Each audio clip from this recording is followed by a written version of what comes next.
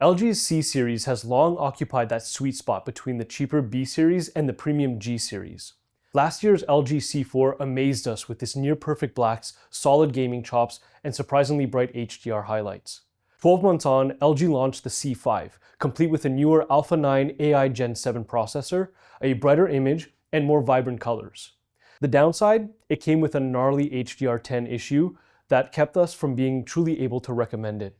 But now, surprise! LG released a firmware update that all but fixes the C5's issues. Or did it? As we discovered, the story is more nuanced, especially for gamers. So, can the C5's brighter panel and cleaner post-update gradients justify its higher price? Or does the C4 remain the smarter buy?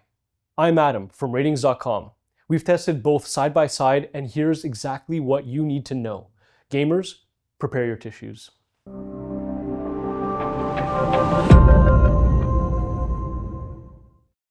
Both the C4 and C5 use LG's OLED panel, deliver perfect blacks with zero blooming, and excel at uniformity and wide viewing angles. Each sports 4 full bandwidth HDMI 2.1 ports, 4K at 144Hz support, Dolby Vision, and LG's WebOS interface. The C5 ships with the Alpha 9 AI Gen 7 processor versus the C4's Gen 6. But the real differences lie in brightness, processing, and image quality in Game Optimizer.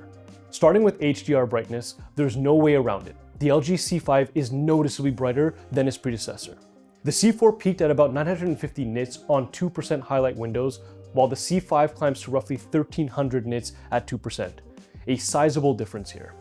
The story continues in every test slide. The C5 is consistently brighter, and the difference is even bigger in real content. If you crave the absolute brightest HDR punch, the C5 delivers a visibly stronger pop in every reel thrown at it, and it's not that hard to see. In Game Optimizer mode, both TVs lose a lot of their HDR brightness, but the LG C4 loses even more of it, which isn't great considering that it's dimmer to start off with. While it's still disappointing to see the LG C5 dim so much, ultimately, it's an easy pick over the LG C4 for gamers. Or it would be if not for one little thing. If you've seen our LG C5 review, and if you haven't, you should. You know that the LG C5 and the LG G5 came with a nasty HDR10 contouring issue. It made darker scenes in HDR10 look rather ugly on these TVs, especially when watched in low-light environments. It was even worse in Game Optimizer mode than in Filmmaker mode. It was noticeable enough that we couldn't really recommend the TVs. Thankfully, LG has released a firmware update that fixes most of these issues while also bringing some nice improvements to colors. We have a video for what changed after the update as well. So, what's not to love then? Well, actually, there's a few things. We noticed when doing our retest on the LG G5 that the HDR10 contouring issue is now fixed in Filmmaker mode specifically, but not Game Optimizer mode. But hey, no problem. We kind of found a workaround. If you set your TV to Filmmaker mode while having ALLM or Auto Low Latency mode enabled on your TV and your console, the TV's measured input lag is the same as if you were running Game Optimizer mode. That gives you an easy way to bypass the HDR10 contouring issue. Woohoo! Except it only works on the G5. On the C5, input lag in Filmmaker mode with ALLM enabled is higher than in Game Optimizer mode, especially if the input label is set to HDMI, which is what it would normally be when the TV detects a gaming console. If you manually set the input label to PC, it's a lot lower. Still higher than in Game Optimizer picture mode, but low enough for most people except competitive gamers or those who play Twitch shooter games at higher difficulties. And if you game in SDR, you have another problem. The peak brightness setting is disabled in SDR when the input label is set to PC. This means that you have to choose between playable input lag and a brighter image. Your best solution is to always force your TV in HDR even when playing SDR games, which you can do by toggling the always on setting for HDR on your consoles, although this comes at a cost of image accuracy. This isn't great, and it really limits the TV for gamers at the moment. You need to choose between higher input lag or better image quality. Hopefully, LG will release another update to fix this, but for now, it looks like the C4 is the simpler choice for gamers. Although to be fair, if you're very competitive and you don't care so much about image quality, the C5 still worked great with Game Optimizer mode on. It's just that you'll see a lot more banding in HDR10 titles. It's up to you, but we'd rather that you didn't have to make that choice. Alright, back to our regular programming. If you watch SDR content, the LG C5 is much brighter than the LG C4. OLEDs have traditionally struggled with SDR in sunlit rooms, but not the C5. While the C4 averaged 411 nits in SDR, the C5 jumps to 592 nits, making daytime TV look vibrant.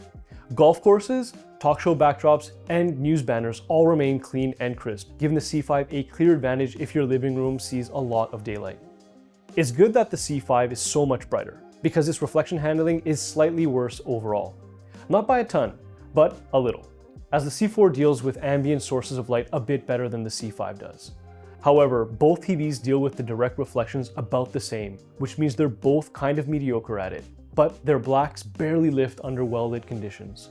Overall, the LG C5 definitely looks more vibrant in brighter rooms, but the C4 holds its own.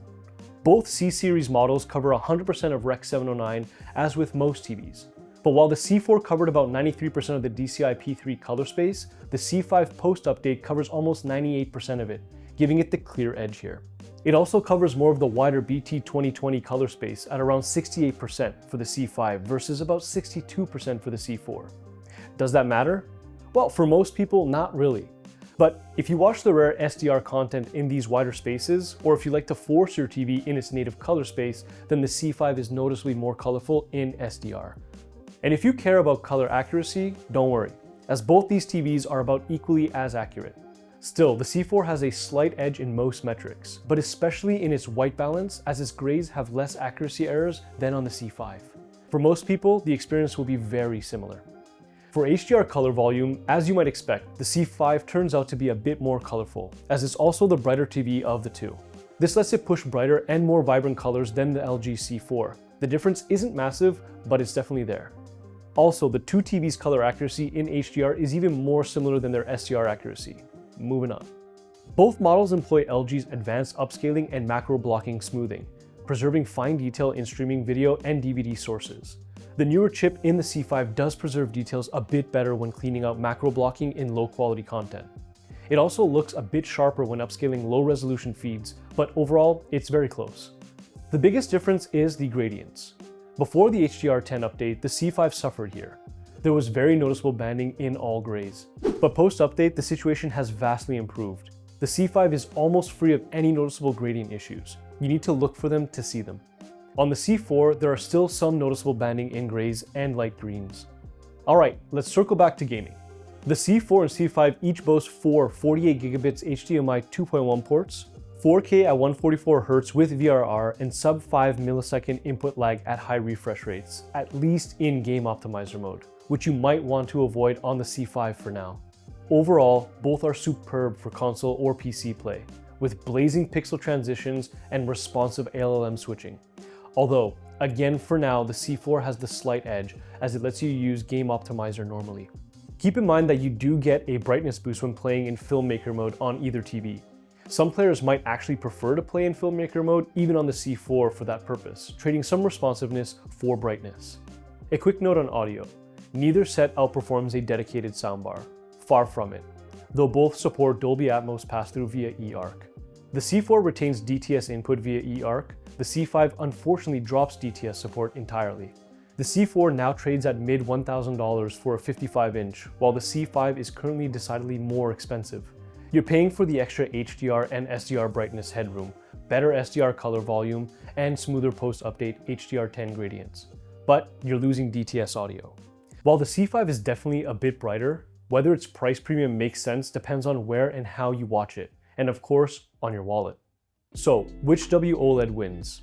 If you watch mostly in daylight conditions, play high refresh rate games, or simply crave the brightest and most accurate image straight out of the box, the C5 could be worth the extra cash, especially now that the firmware fixes have banished its HDR10 contouring issue. That said, gamers, take a pause. You now have a tough choice of trading some responsiveness for better image quality. To be fair, that has always been the case on the C Series. The Filmmaker mode plus ALLM trick has been circulating online for years, as it was a way to bypass C Series' dimmer HDR image in the Game Optimizer mode. But now with the HDR contouring issue, it's an even bigger graphical uplift than it used to be. Competitive gamers will, however, feel the slightly worse input lag even with the label set to PC mode. If you're not a gamer and most of your viewing is in dim rooms and you'd rather pocket the savings, the C4 remains a superb performer. You'll lose a few hundred nits in SDR and some HDR sparkle, but you'll still enjoy excellent color fidelity, deep blacks, and the same great gaming chops, all at a lower price. So, C5 for peak brightness and excellent HDR gradients, C4 for value, still excellent image quality, and a bargain price point, and no HDR10 contouring bug in Game Optimizer mode. Either way, you'll end up with one of the best WOLEDs on the market. That's all for the comparison between the LG C5 and C4. Are you disappointed that the HDR10 contouring issue hasn't been fixed in Game Optimizer mode yet? Does it impact you, or are you okay with taking the slightly worse input lag in Filmmaker mode? Let us know in the comments. And if you want more details, check out our written reviews. The links are in the description below. Until next time, I'm Adam from Rtings.com, where we help you find the best product for your needs. All right, back to our regular programming. If you watch HDR. I don't even know where that came from. Like what we do and want to be part of it? Good news! We're looking to hire a new lead for our display team. Don't wait and apply today. The link is in the description below.